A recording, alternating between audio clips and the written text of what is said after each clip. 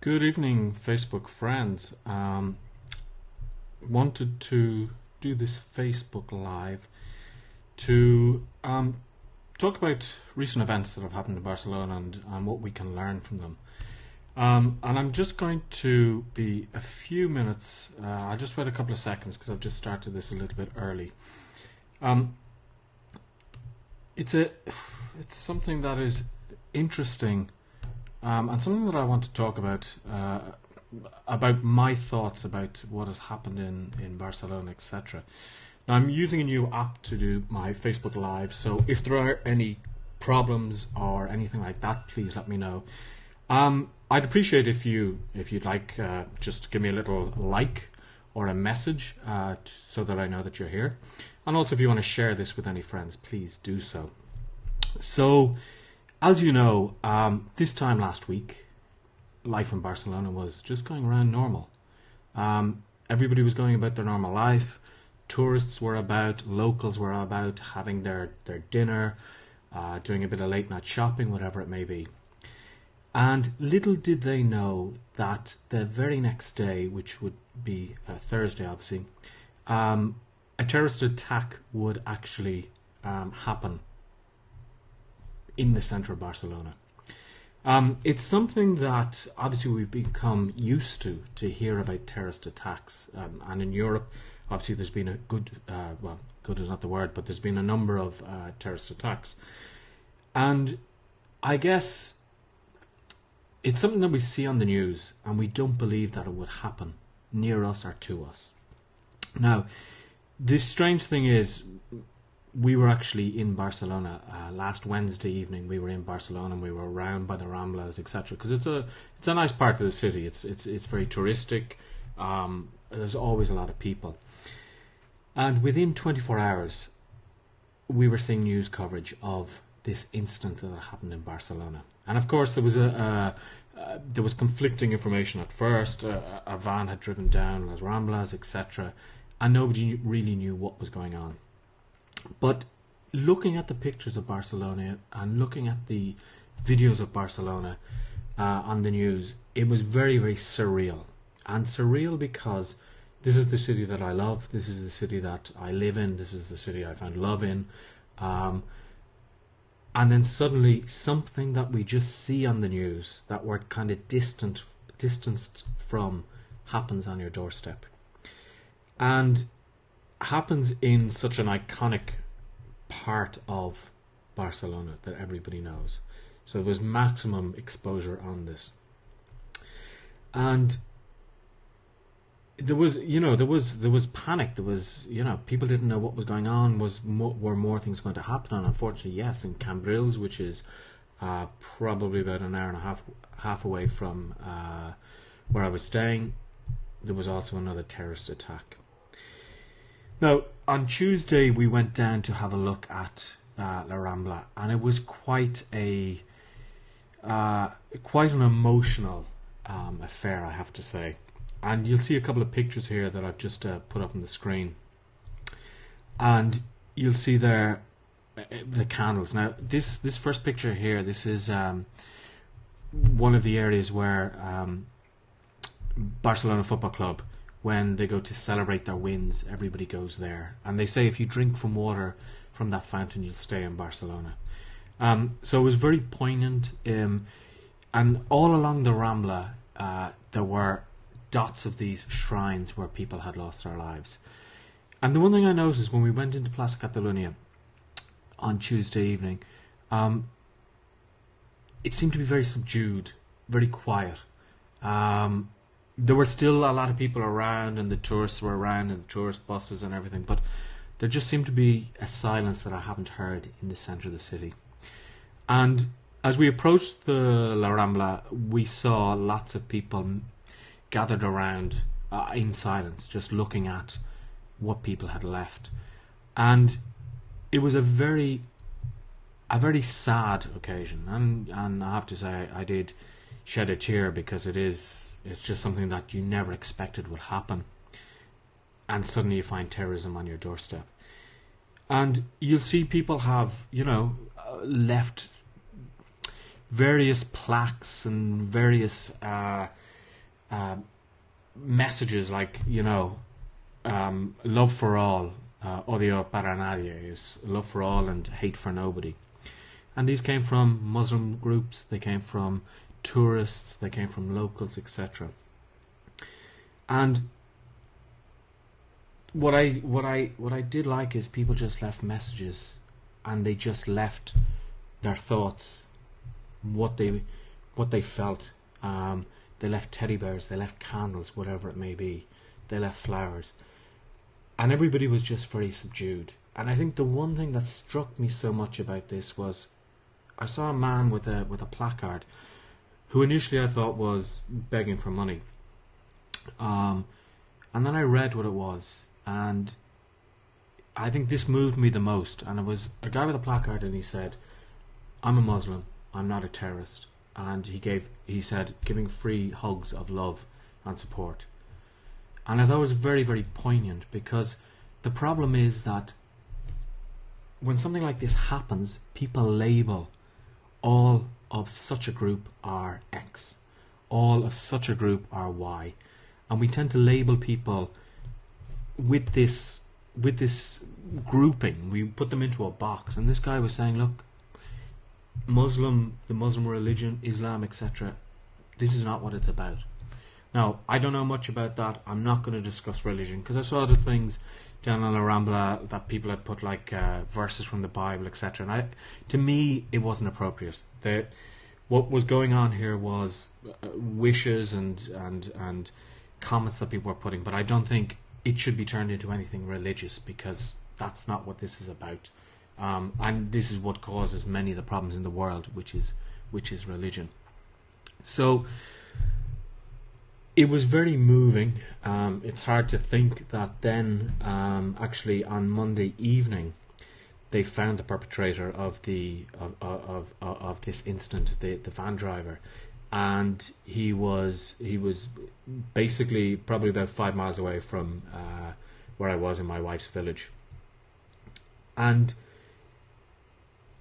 we're happy that the terror cell has been obviously dismantled, but of course there's lots of questions that are being asked about, could the police have done more? Where was the guy for 4 days, etc., etc. But that's not really the purpose of this Facebook Live, although this has been 7 minutes so far. The purpose of the Facebook Live really is, it's not about sorrow. I don't want you, and I don't want people to be sad about this. I think we have to remember it. We have to obviously respect it. We have to think about the people who lost their lives, because there's a lot of people that are hurting here. But what I think really, for me, the most important thing that I've learned about this is, it's knowing that life is for living. Because so many people were walking down that Rambla, and I know people who said to me, I was down there 15 minutes before this happened, or I happened to go to another shop and decided not to walk down La Rambla. And one of the problems in life is that sometimes we're too caught up in different things, and we don't live in the moment, for the moment, and enjoy the moment. Because you think about all these people, and I always think, like, what happens if prior to this a person who lost their partner had a fight, and it was a stupid fight about nothing, and now they never got to say goodbye or never got to say sorry about what had happened. And I think this is a real problem that we have, that we don't live in the moment. We're thinking about what we will do next, or we're looking into the past, and we never know when our moment is up. And I'm a strong believer in this, and let me know what you think, but I really do believe when it's your time, it's your time. And I don't think we can live in fear and say, I'm not going to go out, I'm not going to go to crowded places, I'm not going to go into the centre of La Rambla or the centre of Barcelona, etc., because we can't live in fear either. And I think the events of the past couple of days, the last week, have made me think about this more, and think about realizing that life is for living. We have lots of things that we need to do in life. We have to work, we have to go shopping, we have to do this, we have to do that. But can we make these things enjoyable? Can we have the best time at every point in of our day in what we're doing? Because too many people are negative. Too many people see the negative in what's going on around them, and they don't focus on the positive. And this was very apt over the last couple of weeks for me. I knew some people who were focusing on the negative things. They complained about a number of things. They complained about this and that, etc. And as I said, we don't know when our time is up. They often say the two things in life that we're most certain about is death and taxes. Unfortunately, we know we have to pay taxes every year, and we know when we have to pay them. But the problem is that we don't know when we're going to die. So, again, as I say, this is not about sorrow. This is about talking about knowing that life is for living and realizing that. And I think a lot of people forget this. And I forgot it for a long time. I was in a bad state, and I forgot about these things. And as I always say to you on these lives, I'm not perfect. I'm not one of these gurus who says, hey, I'm living the perfect life and you have to live the life like me, etc. I am who I am. I'm very open and upfront. And what I want you to realize today is that, or when you watch this, is that we need to enjoy life. And this brings me to the idea of a challenge. And I think that only by challenging yourself do you grow. And this is not always easy, because I do believe that what we like to do a lot in life is take the easy option. Because when we take the easy option, we know we're going to be more successful. Why? Because it's the easy option. It's what we're used to. It's not going to challenge us. But the problem is that if we're not challenged on a regular basis, we become sort of the status quo, and then we don't grow as people. Now, I saw a quote recently, and it was one of these Facebook quotes, and it was something that said most people die when they're 25, but they don't realize until they're 70, or something along the lines of that. That basically people stop living life after a certain age, and they just continue to survive. And we often hear that when you say to somebody, how are things? Surviving. Yeah, it's going okay. They're just coasting along in life, and they're not trying to push themselves. And as I say, and I'll be honest with you, for me as well, it can be difficult. Sometimes I do take the easy option because I don't like to challenge myself. But I am trying more and more to actually challenge myself, to get out of my comfort zone and to do more things that are more challenging. And this brings me to my next point. I'm going to set myself up with a 30-day challenge. And that 30-day challenge is going to start next week. Why not this week, you say? Well, because I'm back from holidays, I want to get back into a system, clear my mind, and get ready for this challenge. And what do I want to do in this 30-day challenge?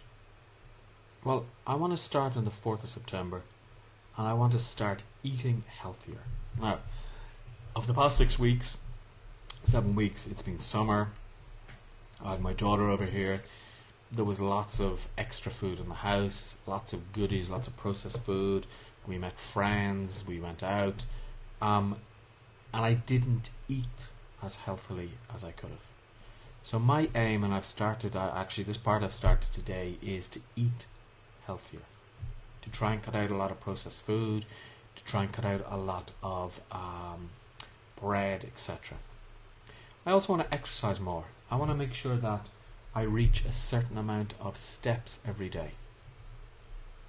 Those are just the two basic things.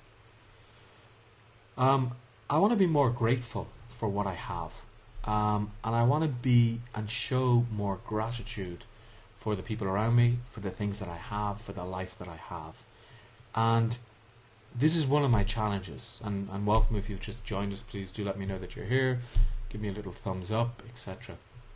But I think this is one thing that we're not always aware of how grateful we should be for the things and the people that we have in our lives. And sometimes we just forget this. I want to try and live life to the fullest. So I want to try not to waste too much time watching TV. Obviously I want to have my downtime, but I don't want to spend a whole afternoon or evening watching TV as much as I can do sometimes. I want to appreciate who and what I have. Now, I have a lot of great people in my life, and sometimes I don't appreciate them as much as maybe I should or I could. And I also have a lot of things that, sometimes we have envy of. We say, well, I'd like a new iPhone, or I'd like a new Apple Watch, or I'd like a GoPro, or I'd like this. And we forget about the things that we have. And, this again hit me recently of that sometimes, I've met people over the last 2-3 months that don't appreciate everything that they might have. And they just expect that they have a right to have these things, or that they have a lot of money and they don't appreciate that they go out to eat every day or twice a week or 4 times a week, whatever it may be. So I want to appreciate more things. I want to remove negativity and negative people from my life, because they say that you are influenced by the closest 5 people that surround you. So if these people are negative, what's going to happen is you're going to follow their pattern of negativity. So, and again, think about, the last week, the last 2 weeks of your life. Have you been surrounded by people who are negative or people who are positive? And do you fall into whatever state they may be in? So this is another thing that I want to do. And the challenge I want to give you today is, are you interested in joining me on this 30-day challenge? And if you are, I want you to comment below, and I'll add you to a Facebook group, a private Facebook group that I'm going to create for this over the weekend. And I'm going to give you some of my hints and tips. I'm going to give you my progress. I'm going to motivate you. And I'll do that even if there's 1 person, even if there's 10 people, even if there's less than 1 person and it's just me. I will start building this up so that in 30 days I can come back to you and say, okay, this is what I've achieved. And if you join the Facebook group, you can see. Now, of course, there's no cost or anything to this. And then the final thing that I want to do is, I want to provide you with resources as well that I have to help you through this 30-day challenge. So I'm very interested to know how many of you will actually join me on this challenge, and how many of you are ready to make a change starting September 4th, 2017. And all I'm asking for is a commitment of 30 days, and we'll review our successes after 30 days. So you've been listening to Richard Butler of Richard Butler the Success Coach. I hope to see you very soon on my next Facebook Live.